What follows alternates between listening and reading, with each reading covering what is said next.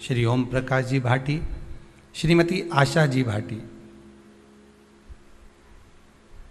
जो राजेंद्र नगर इंदौर से हैं, उनको भी बहुत बहुत साधुवाद देता हूँ कि आप प्रतिनिधि के रूप में यहाँ पर विराजमान हुए। बिटले सेवा समिति के एक सदस्य का आनंद लेकर आप यहाँ पर विराजे हैं। और बाबा विश्वनाथ की बड़ी करुणा, बड़ी कृपा, जो इस पावन कथा का रसास्वादन करने का श्रावण की पूर्णिमा के दिन योग बना।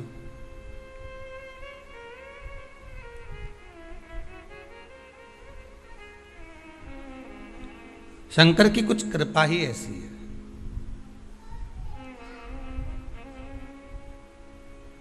मैं भाटी जी आपके भी पूर्वजों को बहुत बहुत साधुवाद दूंगा, स्वर्गीय श्री तुलसीराम जी भाटी जी को, स्वर्गीय कमलाबाई जी भाटी जी को, जो कृपा करे होंगे तो सिंघल परिवार ये कथा जो करवा रहा है उसमें आप प्रतिनिधि के रूप में विराजमान हुए। बहुत बहुत साधुवाद। शंकर जब करुणा करता है तब जाकर कहीं हम भगवान की भक्ति को प्राप्त कर पाते हैं। अभी तक जितनी कथाएं अपने श्रवण करी है, गणेश शिव महापुराण है, सती शिव पुराण है, पार्वती शिव पुराण है, नंदीश्वर शिव पुराण है, वासुकी नाग शिव महापुराण है, कौमार्य शिव महापुराण है। ऐसी सारी पुराणों को सुनते सुनते सुनते सुनते अब व्रत पर आ गए, क्योंकि श्रावण की पूर्णिमा पूर्ण होने के बाद में, वैसे तो श्रावण महीने के भी बहुत व्रत होते हैं, और उसको श्रावण की पूर्णिमा होने के बाद में जब माताओं के व्रत चालू होते हैं तो ये कार्तिक के महीना पूर्ण हो जब तक इनके व्रत चलते ही रहते हैं। पर कुछ कुछ व्रत ऐसे रहते हैं जैसे एकादशी का, प्रदोष का, सोमवार का, मंगलवार का, शनिवार का, शुक्रवार का, बृहस्पतिवार का। कुछ व्रत ऐसे होते हैं जिन व्रतों को माताएं निरंतर करती हैं। केवल ये नहीं कि तीज त्यौहार आएगा तभी, ये तीज के व्रत अलग होते हैं, हरतालिका तीज, छोटी तीज, बड़ी तीज, चतुर्थी, छठ, ये सारे व्रत अलग हो गए जो त्यौहार के अनुकूल आ रहे हैं, जो महीने के अनुकूल आ रहे हैं। पर भगवान की अविरल भक्ति को पाने के लिए मनुष्य जो दिन रात भगवान की भक्ति में डूबा रहता है, दिन रात भगवान को पाने का प्रयास करता रहता है, केवल व्रत के माध्यम से ही नहीं, वो तो अपनी भक्ति के माध्यम से भी भगवान शंकर को रिझाता है।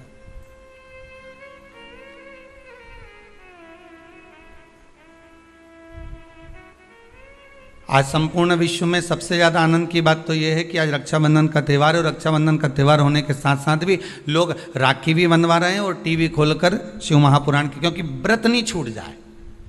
यह केवल व्रत की कथा नहीं है, आपका व्रत भी है। ना जाने कितनी गलतियां हम व्रत करते समय कर जाते हैं, ना जाने कितनी गलतियां हम व्रत के पहले कर जाते हैं या व्रत के बाद कर जाते हैं। हम भगवान को रिझा नहीं पाते। कई लोग हैं, कितने सालों हो गए गुरुदेव हमको सोमवार का व्रत करते करते, कितने साल हो गए हमको मंगलवार करते करते, कितने साल हो गए हमको बृहस्पतिवार करते करते। कई ऐसी माताएं जो निरंतर व्रत कर रही हैं, निरंतर व्रत में डूबी हुई हैं, पर उसके बाद भी उनके मन में आता है कि हमारा व्रत सफल हुआ कि नहीं हुआ, भगवान ने उसको स्वीकार करा कि नहीं करा। पार्वती मैया जब व्रत करने बैठती थी तो शंकर उनके सामने आ जाते थे, सती मैया जब व्रत करने बैठती थी तो शंकर जी उनके सम्मुख में जाते थे, माँ गोरा जब व्रत करने बैठती थी तो महादेव उनके सामने आ जाते थे, उमा जब व्रत करने बैठती थी तो भगवान महेश उनके सामने आ जाते थे।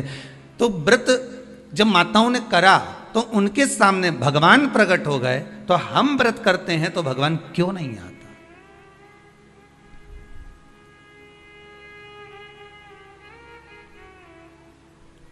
आप आए नहीं और सुबह हो गई, मेरी पूजा की थाली धरी की धरी रह गई। आखिर कारण क्या है?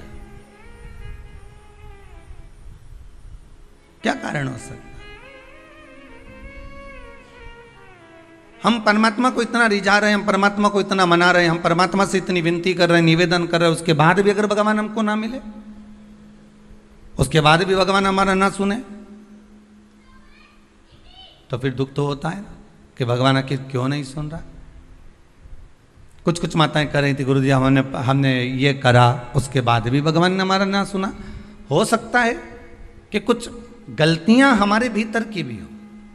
हम इस शरीर से तो परमात्मा को रिझा रहे हैं, हम इस शरीर से तो भगवान को मनाने का प्रयास कर रहे हैं, हम शरीर के द्वारा तो मंदिर तक पहुंच जा रहे हैं, हम शरीर के द्वारा तो हम मंदिर में जाकर जल भी चढ़ा रहे हैं, अभिषेक भी कर रहे हैं, पूजन भी कर रहे हैं, अर्चना भी कर रहे हैं, पर साथ में मन नहीं जा रहा हो तो, साथ में मन नहीं पहुंच रहा हो तो।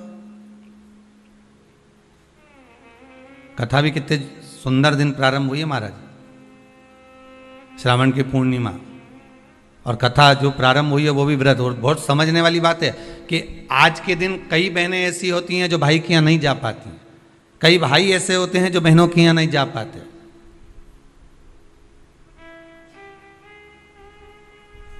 तो क्या इनका संबंध समाप्त हो जाएगा? अरे बोलो तो जम के नहीं। जितने लोग आस्था के सामने कथा सुन रहे हैं, बोलो जरा कि अगर बहन भाई के यहाँ नहीं जाएगी और भाई बहन के यहाँ नहीं जाएगा और उनका आपस में तिलक नहीं हुआ, रक्षा सूत्र नहीं बंधा उनका, तो क्या संबंध समाप्त हो जाएगा? नहीं।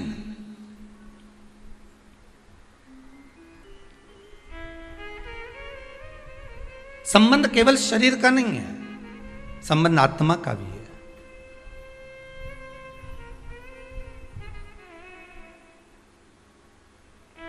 एक व्यक्ति अपने नगर में निवास करता था, रहता था, और बड़ा सुंदर भाव से वह निवास करता था। अब एक समझने वाली बात है, देखिए, शरीर का पाप कर्म और मन का पाप कर्म दोनों को देखिएगा। वो अपने गांव में, नगर में निवास करता,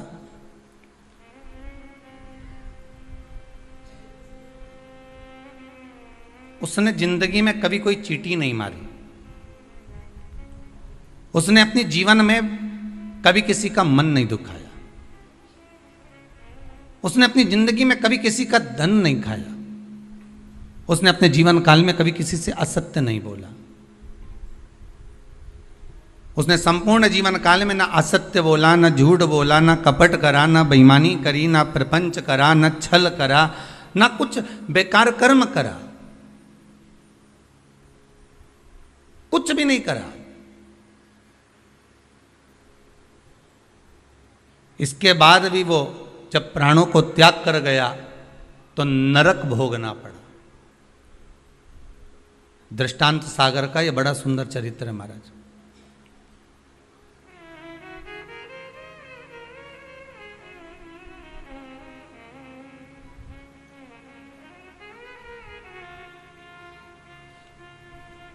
नरक भोग रहा है। ऊपर गया, चित्रगुप्त महाराज बैठे थे, इसके पाप गिना रहे थे,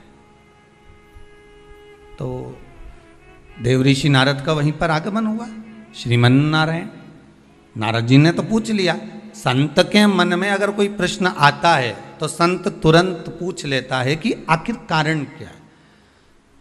भगवंत के मन में अर्थात भक्त के मन में भी कोई प्रश्न आता है तो वो भी पूछ लेता कारण क्या है। तो देवऋषि नारद ने पूछा कि ये कारण बताओ कि इसने ना कभी चोरी करी, ना कभी कपट करा, ना कभी बेईमानी करी, ना कभी प्रपंच करा, ना कभी किसी को धोखा दिया, ना किसी का धन खाया, ना किसी का वैभव खाया, ना कभी मुख से अपशब्द कहा, फिर आखिर बात क्या है कि इसको इतने सारे नरक क्यों भोगना पड़ रहे हैं? 94 नरकों में से कम 50 नरक में तुमने इसको डाल दिया।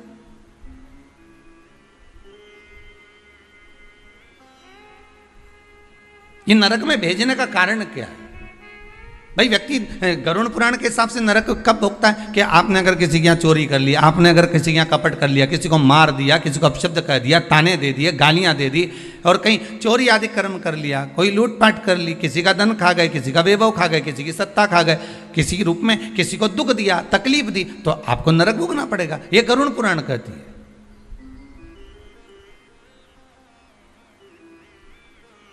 तो देवऋषि नारद ने पूछ लिया चित्रगुप्त महाराज से, धर्मराज से, ये बताओ कि इसने ये कुछ करा है क्या? तो क्या कुछ भी नहीं करा। इसने अपनी स्त्री को हाथ उठाया क्या? नहीं। इसने अपने बच्चों से कुछ कहा क्या? नहीं। बच्चों ने इसको कुछ कहा क्या? नहीं। इसने अपने माता पिता की सेवा नहीं करी क्या? करी। सब कुछ करा इसने। फिर नरक किस लिए दिया गया, नरक का कारण क्या है, क्यों नरक भेजा जा रहा है।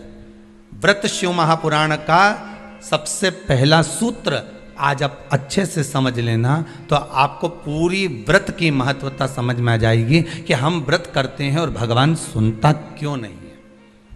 बस इस सूत्र को पकड़ लीजिए। दृष्टांत सागर का ये चरित्र अगर आपके जीवन में बैठ गया तो बाकी की शिव पुराण पूरी आपको समझ में आ जाएगी कि व्रत की मूलता क्या है।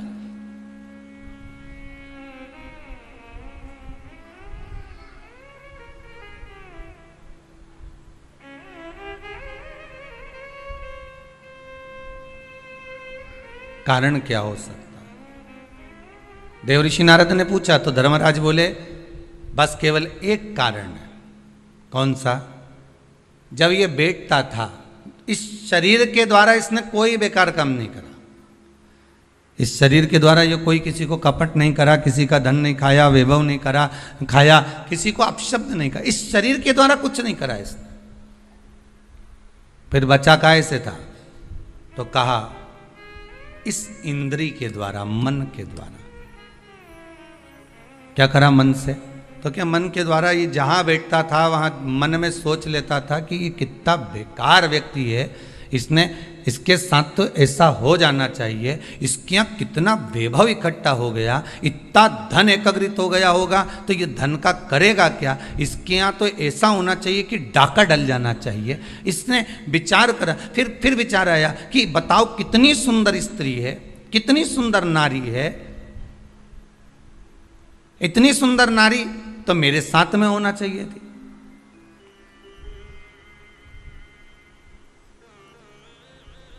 इसकी कितनी प्रॉपर्टी है, कितना वैभव है इसके पास में, कितना धन है इसके पास में।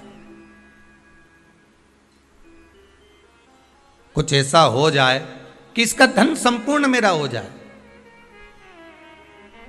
इसका पूरा वैभव इतना इतना जितना इसका धन है ये सारा के सारा मेरा हो जाए। अब बोलो शरीर से कुछ कर रहा है क्या वो? जितने आस्था पर सुन रहे हो, जितने फेसबुक यूट्यूब पर सुन रहे हो, दिल से बोलना, उसने शरीर से कुछ करा? नहीं। शरीर से कोई चोरी करी? नहीं। शरीर से किसी को मारा? नहीं। किसी का धन खाया? नहीं। पर कर क्या रहा है? मन से उसके जो विकार उत्पन्न हो रहे हैं, मन से जो विचार उत्पन्न हो रहा है, मन से वो जो गलत सोच रहा है, मन से जो उसके विचार धारणा चल रही, मन चित्तवृत्ति से जो गलत विचार उसकी दृष्टि में आ रहा है, बस वो गलत उसको नरक की ओर ले जा रहा। अब तुमने व्रत तो करा, आज कई माताओं का पूर्णिमा का व्रत भी होगा, ऐसा नहीं है, जाएगी राखी बांधने तो कह भी देगी हमारी तो पूर्णिमा जीजी, हम तो तुम्हारे भाभी भोजन नहीं करें। वही ननंद और आती हैं तो कह भी देती हैं कि आज तुम्हारे पूर्णिमा है, हम काहे को भोजन करें तुम्हारे यहाँ, आज हमारा पूर्णिमा का व्रत है।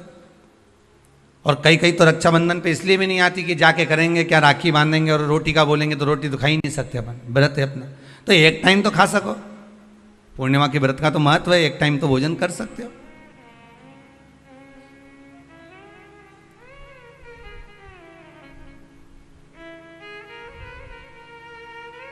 अब तुमने व्रत तो करा,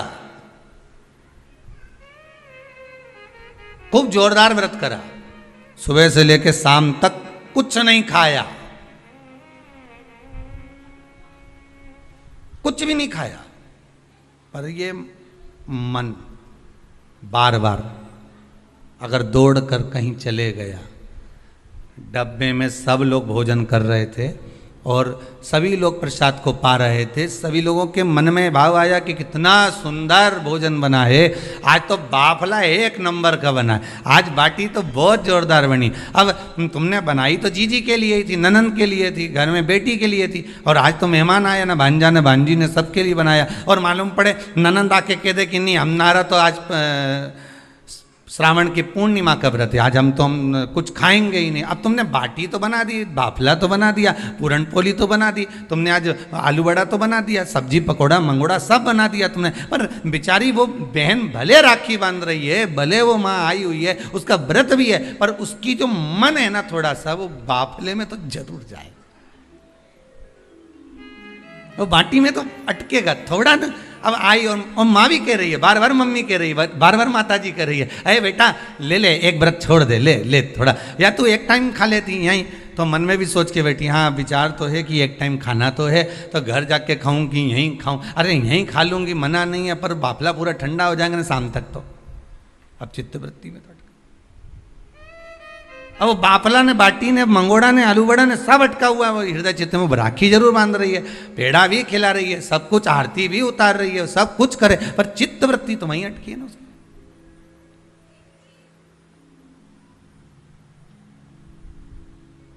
इसलिए शायद लोग भजन में गाते हैं, इसलिए कहते होंगे कि श्री बांके बिहारी लाल गोपाल मन रखियो तेरे चरणन में, मन रखियो चरणन में, तन रखियो श्री वृंदावन। बस अर्थात शास्त्र कहता है कि इस मन को, इस चित्त को, इस वृत्ति को ले जाओ भगवान के चरणों की ओर, इस मन को ले जाओ भगवान की ओर।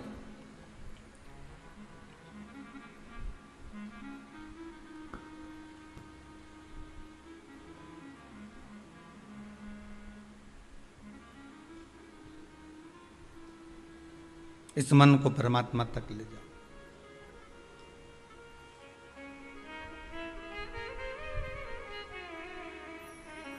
वो कहे मन तू चल रे काशी धाम, रटेंगे काशी काशी नाम। मन तू चल रे काशी धाम, रटेंगे काशी काशी धाम। मन तू चल रे काशी धाम, रटेंगे काशी काशी नाम। मन तू चल रे काशी धाम, रटेंगे काशी काशी नाम। मन तू चल रे काशी धाम, रटेंगे काशी काशी नाम। रटेंगे काशी काशी धाम, रटेंगे काशी काशी नाम। रटेंगे काशी काशी नाम, रटेंगे काशी काशी नाम। रटेंगे काशी काम, रटेंगे काशी काशी नाम। भाव से काशी काशी नाम। मन तो चल रे काशी धाम, रटेंगे काशी काशी नाम। मन तो चल रे काशी धाम, रटेंगे काशी काशी नाम। मन तो चल रे काशी धाम, रटेंगे काशी काशी नाम। मन तो चल रे काशी धाम, रटेंगे काशी काशी नाम। भाव से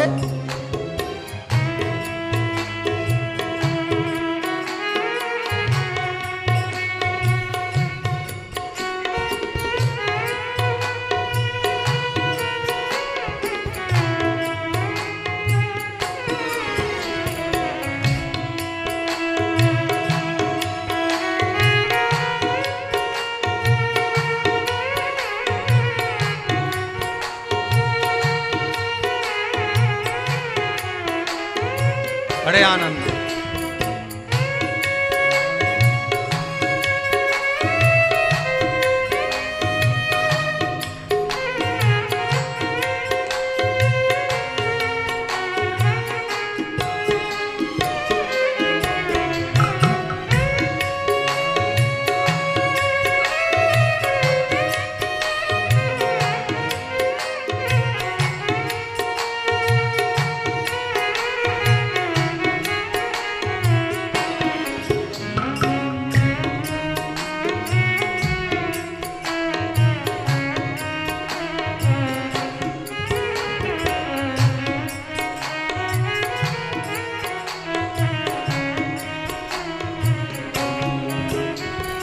काशी नाम की महिमा भारी, जपते हैं सब नर और नारी। काशी नाम की महिमा भारी, जपते हैं सब नर और नारी।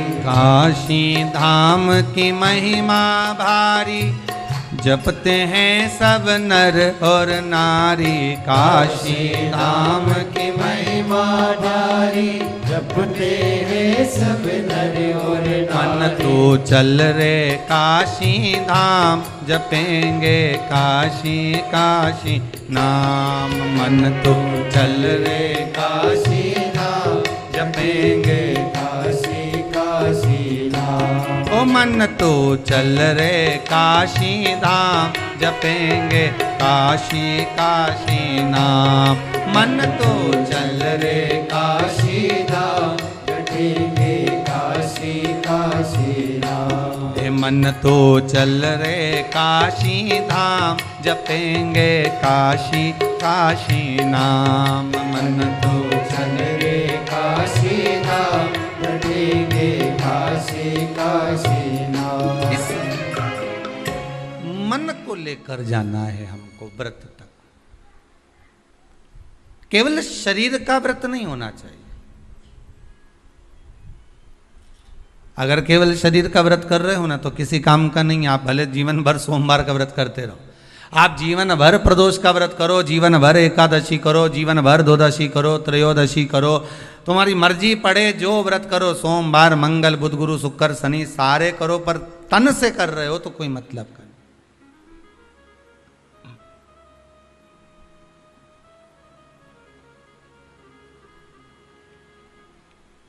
कई लोग ऐसे भारी भारी व्रत करते हैं, शरीर को कष्ट देते हैं। किसको कष्ट दे रहा है? शरीर को। पर हमारा शिव महापुराण तो कहता है कि शरीर को कष्ट देकर आत्मा सुखी रह सकती है क्या? अरे बोलिए तो जम के नहीं। बेटा बेटी बहू पोता पोती जमाई, ये जितने भी हैं ना, अगर कोई बीमार पड़ जाए, किसी को कष्ट हो जाए, किसी को कोई बीमारी लग जाए, कोई तकलीफ हो जाए, तो घर की माँ सुखी रह सकती है क्या? नहीं। माता को तो दुख हो जाएगा, मेरा बेटा, मेरी बहू, मेरी बेटी, मेरा जमाई, मेरा पोती पोता, मेरा नाती पंती, मेरा भांजा, ये माँ दुखी हो जाएगी। ये मन आत्मा, ये मन जो है ना, ये माँ ही है। शरीर अगर कष्ट में आ गया तो इस मन में कुछ होगा?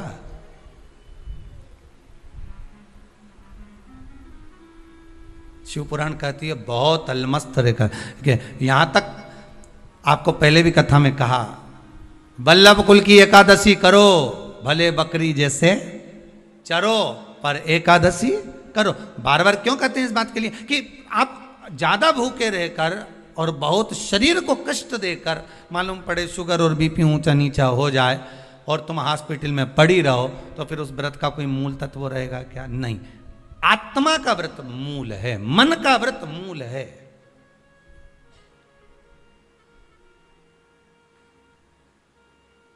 कोई तुमसे के ऐसा व्रत है जिस व्रत में तुम्हें सोने का हंडा मिलेगा, सोने का मटका मिलेगा, पर एक बात याद रखना, 5 दिन तक कुछ ना तो खाना है, ना पानी पीना है, ना कुछ ध्यान, बस एक जगह पर पड़। अब ऐसा हंडा पाकर भी क्या करो कि सोने का हंडा तो घर में आए और तुम ऊपर जाओ। अब ऐसा हंडा पाकर भी क्या करोगे? अब मालूम पड़े सोने का हंडा तो आ गया घर के अंदर और तुम चल दिए ऊपर। अब क्या ऊपर से आओगे नीचे खर्च करने के लिए सोने का हंडा का माल? नहीं चाहिए। प्रथम सुख निरोगी काया, द्वितीय सुख घर में माया। ये दूसरे नंबर पर आती है माया। दूसरे नंबर पर आता है धन, संपदा, सत्ता, वैभव, ये दूसरे नंबर पर है। अभी बीच में जब ये कोरोना महामारी का कहर चल रहा था, अब तो थोड़ा बाबा की कृपा है विश्वनाथ की कि आप धीरे धीरे धीरे धीरे कोरोना महामारी धीरे धीरे जा रही। ये शंकर की कृपा मान लो।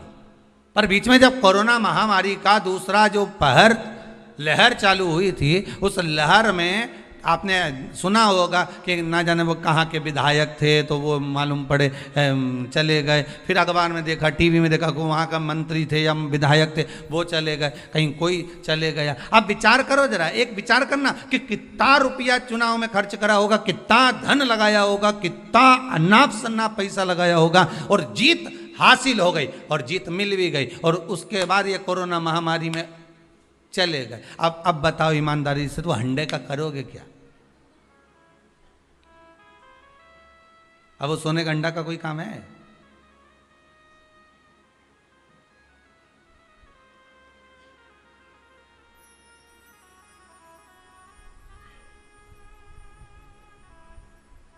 वो एक गीत है ना, वो पहले शादी में चलता था कि सारी की सारी तैयारी रह जाती, मानो उनका एहसान कि यमराज को ना कह दी। नहीं तो मालूम पड़े सब जोड़ के रखा, धन वैभव संपदा सत्ता सब आ गई तुम्हारे पास में, और मालूम पड़े इतने में वो हाँ करके भेज दे यमराज को, जा उठा ला, और सब धरा की धरा रह जा। क्या करो उसका? फिर वो वैभव, वो धन, वो दौलत, वो संपदा, वो सत्ता का क्या करोगे?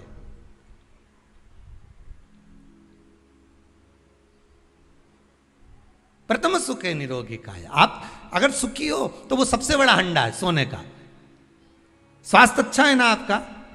कोरोना महामारी के अंतर्गत बीमार होने के बाद भी, कोरोना महामारी आने के बाद भी, इतनी बड़ी बीमारी ने घेर लिया, हर तरह से आपको निचोड़ लिया, उसके बाद भी अगर भगवान की कृपा से, शंकर की करुणा से, कृपा से, मेरे विश्वनाथ, मेरे कुबेर भंडारी की दया से, मेरे महाकाल राजा मेरे विश्वनाथ की कृपा से मोहल्ले तक कोरोना आ गया, गली तक पहुंच गया, सोसाइटी तक पहुंच गया, बिल्डिंग में नीचे ऊपर तक पहुंच गया, और तुम्हें भी हो गया और तुम बच गए, उसके बाद भी बच गए। ना पलंग मिल रहे थे, ना दवाई मिल रही थी, ना इंजेक्शन मिल रहे थे, ना वेंटिलेटर मिल रहा था, ना ऑक्सीजन मिल रहा था, उसके बाद भी अगर तुम बच गए हो तो ये कोई दूसरा बचाने वाला नहीं, तुमने जो भजन किया था, कृपा उस भजन की हो गई, करुणा उस भजन की हो गई, दया उस भजन की हो गई।